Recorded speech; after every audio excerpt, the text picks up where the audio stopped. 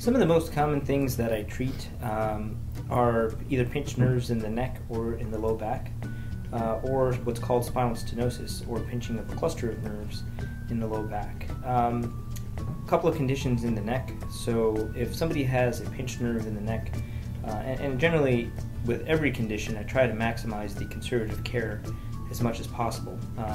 Nobody wants to go to surgery right away, and if I was in that same situation, I would want to do the same thing. So I generally try to start with a conservative care, physical therapy, medications, sometimes injections can help.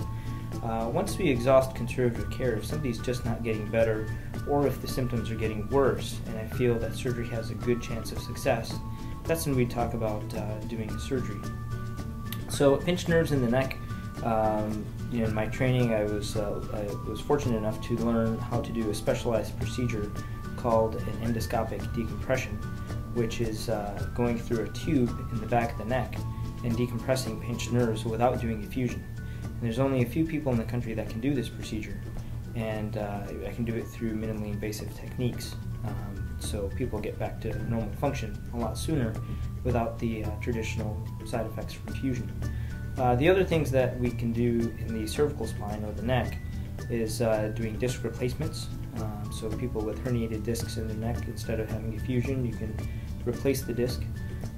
Or if somebody has spinal cord compression, that's also something that I can take care of, again using some motion sparing techniques, such as laminoplasty or disc replacements, or if it does come down to it, doing a 1 or 2 level fusion can get patients back to a high level of function fairly quickly.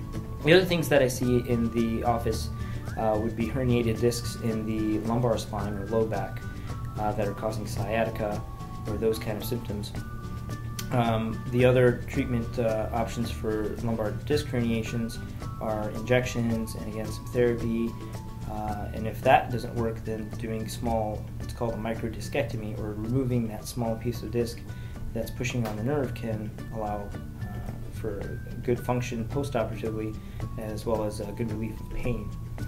The other common things that I see are any instability in the spine or some scoliosis. In my training, I trained at the University of California, San Francisco, which is one of the major deformity centers in the country. So a lot of the adult scoliosis goes to these larger centers, and I did most of my training there, so I feel very comfortable taking care of the bigger scoliosis surgeries and bigger cases.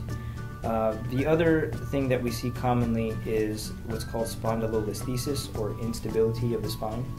And when people have that instability, that can also cause a lot of nerve compression. And again, after exhausting all conservative options, there are some good surgical options that can provide good relief with good success rates, close to 90 to 95% success.